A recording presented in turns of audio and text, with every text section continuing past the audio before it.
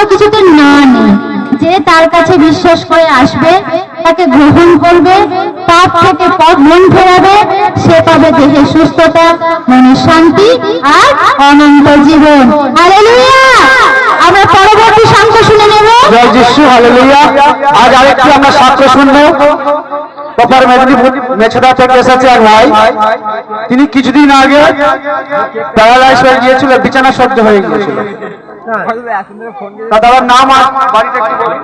জয় যিশু, মেছাদা থেকে আমি এসেছি পূর্ব মেদিনীপুর। আমার নাম সমীর দাস।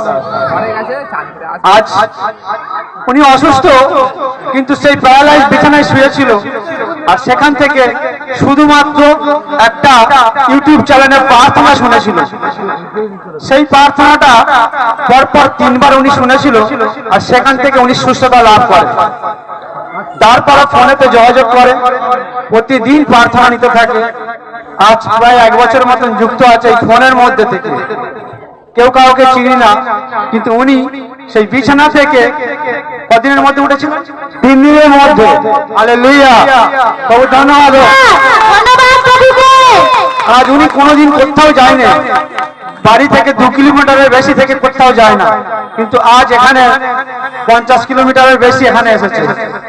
তার জন্য ঈশ্বর অসংখ্য ধন্যবাদ, অসংখ্য অসংখ্য ধন্যবাদ। জয় যিশু, হালেলুয়া।